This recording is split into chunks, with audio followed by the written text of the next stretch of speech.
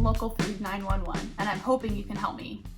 I want to better support local farmers in my community, so I'd like to purchase a meat animal directly from the farm.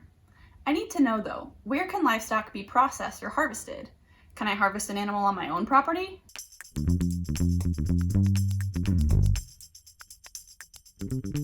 If you purchase livestock from a farm, there's several options to consider where the animal could be harvested.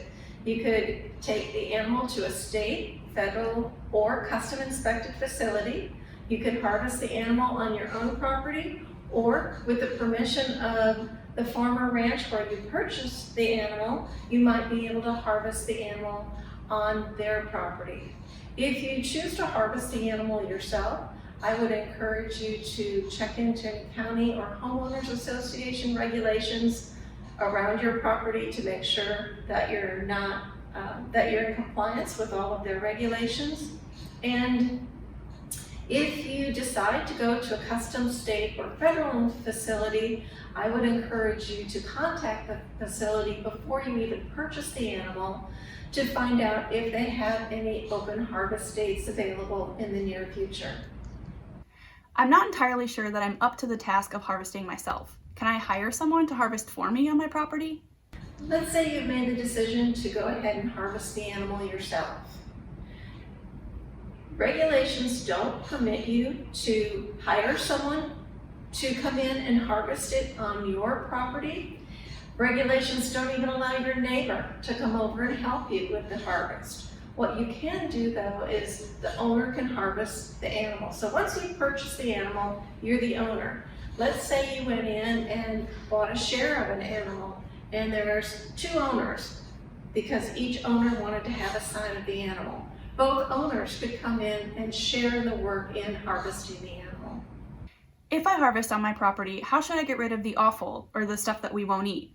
Offal are the waste or the byproducts that are going to be generated during the harvest process.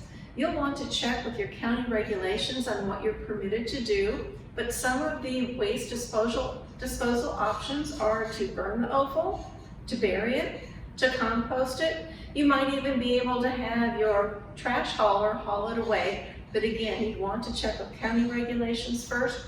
If you were anticipating putting it in the trash, you'd want to contact your trash service first to see if that is something that they will do for you. Harvesting an animal at home might produce more meat than my family really needs. Can I sell the meat to other people? If you harvest the meat at home, it is not permitted to sell the meat product. Only the owners of the animal are permitted to have that meat. It can't be sold, it won't bear an inspection legend on it, so it's not something that you'd be able to sell to anyone else. How much actual meat can I expect to get from an animal? Is there a way to estimate the amount of meat we'll get based on the animal's weight? The amount of meat coming from an animal is going to depend on a variety of factors, but when you have a live animal weight and a carcass weight, you're going to see that there's a difference.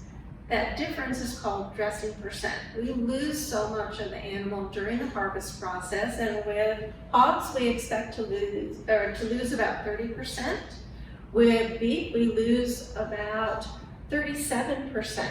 So that means from our live animal weight to our carcass weight, we're going to have about 63% of our carcass weight for beef and about 70% for swine.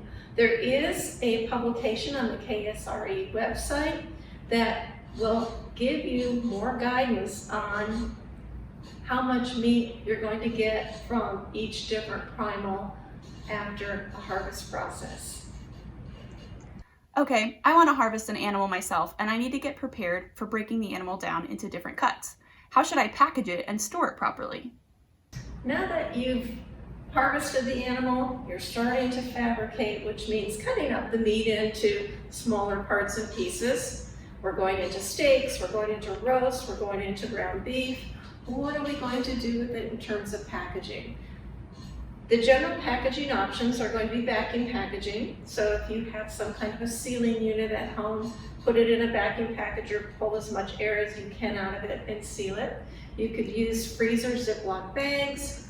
You could use butcher wrap. The idea is to get as much air out as possible and seal the product tightly before putting it into a freezer. Now, as you go through this process, think about your freezer and how you're going to put meat into a freezer. If you've got 500 pounds of meat that is at a refrigerated or even a warm temperature because of all the processing you've done in your home kitchen, you can't expect to put all that 500 pounds of meat in your freezer and have it freeze very evenly. So ideally, you want to stack the meat so that there's airflow between layers in order to get a faster freezing process of that meat. How can I make sausage or other processed meat products? With the trim from fabricating. I looked up a recipe online and it said that I needed cure salt or prog powder. What's that? As you fabricate, you're going to find that you've got parts and pieces that get pushed off to the side. You've trimmed a steak or you've trimmed a roast. So what are you going to do with those parts and pieces? You could put them into ground beef, you could put them into ground pork, depending on your species. But you may want to make pork sausage. You may want to make summer sausage. You may want to make some dinner sausage or some bratwurst or some Polish sausage. If you go online, you can find a lot of good formulations online, but they may call for some ingredients that you're not that familiar with. One might be that it's calling for cure salt or preg powder or cure number 1. What actually is that ingredient? It's actually a mixture of salt with sodium nitrite. So this, for example, is called SureCure. And this particular product is pink in color. When we have a cure mixture of salt and nitrite, it's dyed pink or a reddish color so that when you look at it, you know it's not pure salt, because nitrite is a very restricted ingredient and only a very, very small amount gives us that cured meat color and flavor. So if you see a very small amount being added to the formula, don't be surprised because it doesn't take a lot. Another ingredient that contains nitrite and nitrate that you can get at the store is called Morton's Tender Quick. Now, if you're going to use something like Morton's Tender Quick, I would encourage you to go to their website and look at their formulations, because this particular product uses a combination of nitrite and nitrate in the salt mix. So it's important to know how much you need to use in a formulation, and you really need to go with their formulations in order to deliver the right amount of nitrite, and that you're not delivering excess nitrite, because again, it is a regulated compound. Why do I need to add salt to processed meat products anyway? We add salt to processed meat products because it's a very functional ingredient in the meat product. When you add salt and you start mixing the meat together, it gets to be tacky. And the reason it becomes tacky is that the salt has extracted what we call myofibular proteins. And it's those proteins making the meat surface tacky so that when we cook the product, it actually binds together. So salt gives us flavor. Salt gives us that bind that we're looking for.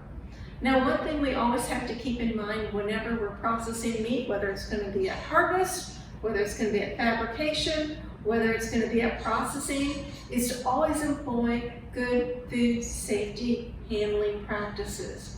Making sure we wash our hands, that the surface we're working on is clean and sanitized, that we use preferably a hairnet, that we follow GMPs or good manufacturing practices. And on the KSRA website, there's an excellent publication on food safety, good manufacturing practices that I'd encourage you to look at before you even begin with the animal handling.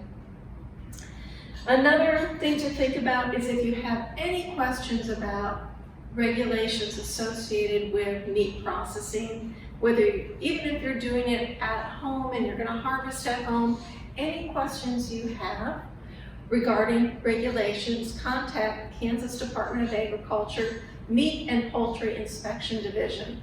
They are happy to visit with you and make sure you're in compliance with all of our state regulations.